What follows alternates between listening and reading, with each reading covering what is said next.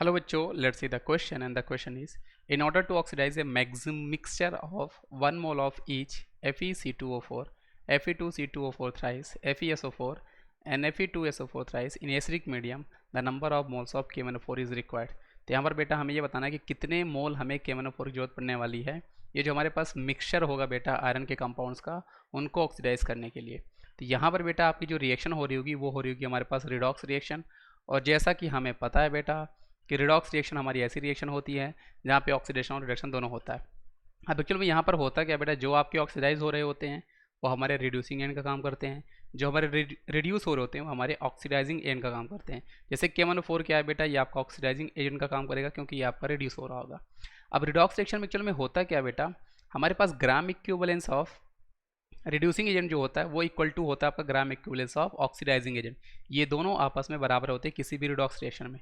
अब ग्राम इक्विवेलेंस को हम लोग लिखते हैं कैसे बेटा, उसको हम लोग लिख सकते हैं as a n factor multiply by number of moles. Number of moles अगर हम इसको लिखते हैं बेटा तो ये आपका हो जाएगा ग्राम इक्विवेलेंस ऑफ रिड्यूसिंग एजेंट। और जैसा कि मैंने आपको बताया बेटा कि रिडॉक्स रिएक्शन में होगा क्या, जो ग्राम इक्विवेलेंस आपका रिड्यूसिंग एजेंट का होगा और ऑक्सीडाइजिंग एजेंट का होगा वो दोनों आपके सेम होने हैं। मतलब यहाँ पर भी बेटा आपके पास number of moles multiply by number of moles, sorry n factor multiply by number of moles, ये आपका इक्वल होगा ऑक्सीडाइजिंग एंड। तो दोनों का यहाँ पर बराबर होने वाला है। अब इस क्वेश्चन को फर्दर सॉल्व करने के लिए बेटा सबसे पहले हमें जरूरत पड़ेगी एन फैक्टर। रिड्यूसिंग एंड आपके कौन होंगे बेटा, जो आपके ऑक्सीडाइज हो रहे होंगे। जैसे हमारे पास ये आयरन के जो आपके कंपाउंड है ये खुद बेटा आपके ऑक्सीडाइज हो रहे होंगे, ये आपके रिड्यूसिंग एजेंट का काम कर रहे होंगे। तो यही पर हमें एन फैक्टर इनका निकालना है।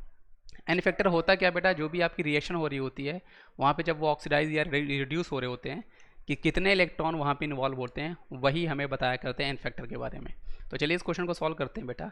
तो सबसे पहले हम लोग पहले कंपाउंड को लेते हैं आयरन का, जो हमारे पास गिवन है FeC2O4। तो यहाँ पर बेटा आपका Fe जो है वो 2+ में होगा और C2O4 जो हमारे पास एक आयन होगा वो आपका 2- में होगा। अब एक्चुअल में होगा क्या बेटा, Fe2+ जो होगा वो हमें ऑक्सीडाइज होकर Fe3+ देगा। मतलब बेटा यहाँ पर कितना इलेक्ट्रॉन बेटा, एक इलेक्ट्रॉन का इन्वॉल्वमेंट हो रहा होगा, इसलिए इसका जो एन फैक्टर होगा बेटा वो आपके पास 1 होने वाला है। दूसरे केस में क्या होगा बेटा, जो आपके पास C2O4 2- है ये हमें दे रहा होगा बेटा CO2, है ना।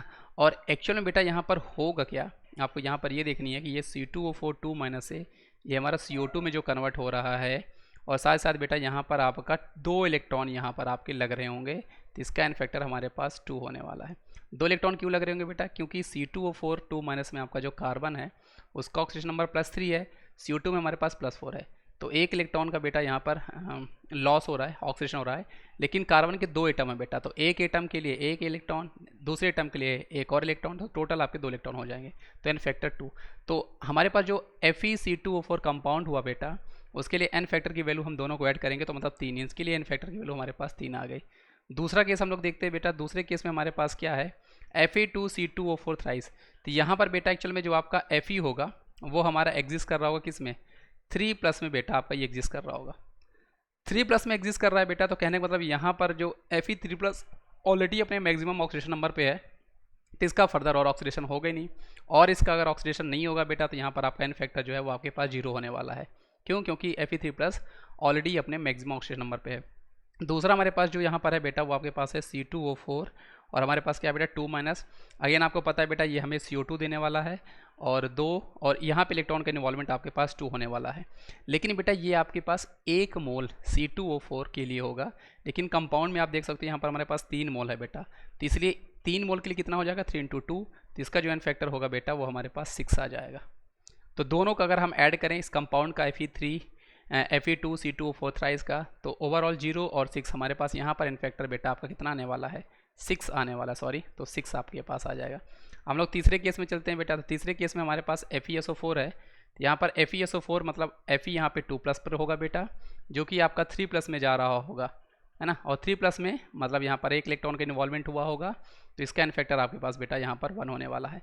और हमारे पास जो सल्फेट आयन है बेटा, यहाँ पर आप देखोगे सल्फेट आयन है, सल्फर ऑलरेडी अपने मैक्सिमम ऑक्सीडेशन नंबर पे है, +6 में है, तो फर्दर इसका ऑक्सीडेशन तो होगा ही नहीं, तो यहाँ हमारे पास एन फैक्टर 0 होने वाला है।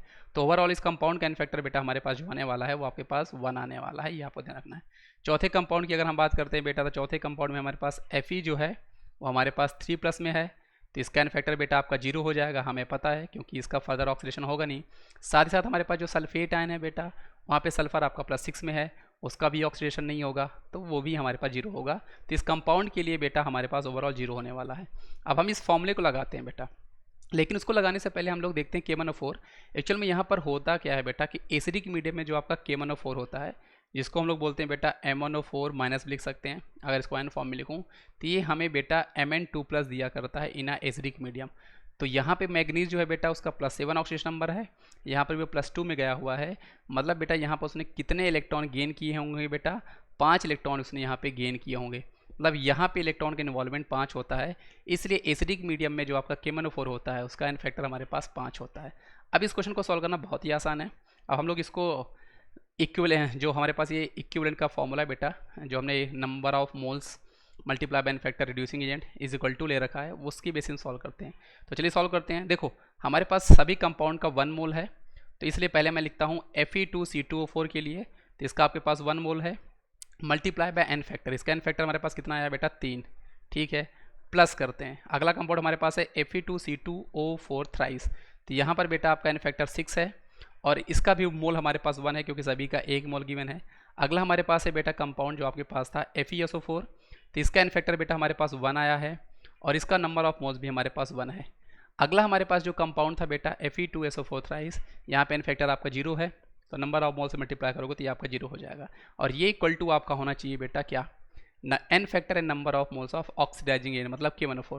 तो यहाँ पे बेटा आपका एन फैक्टर कितना आया, 5 आया, हमने अभी भी देखा, क्योंकि एसिडिक मीडियम में जो आपका K1O4 माइनस होता है वो हमें Mn2+ देता है। और इसके लिए जो बेटा हमारा वो आ रहा होगा है ना, नंबर ऑफ मोल्स, वो हमें निकालना है। तो नंबर ऑफ मोल्स हमें यहाँ पे निकालना है बेटा K1O4 का। अब इसको हम लोग सॉल्व करते हैं बेटा, तो ये 3, 6 और ये आपका 10, तो ये आपका बेटा 10 डिवाइड बाय 5 आने वाला है। यहाँ पे नंबर ऑफ मोल्स आपको K1O4 का पता चल जाने वाला है, जो कि आपका 2 आएगा। तो ऑप्शन नंबर ए इस क्वेश्चन का सही जवाब होने वाला है। तो आई होप आपको ये पूरा क्वेश्चन समझ में आएगा बेटा। इसका सही जवाब हमारे पास ऑप्शन नंबर ए था। सो थैंक यू बच्चों।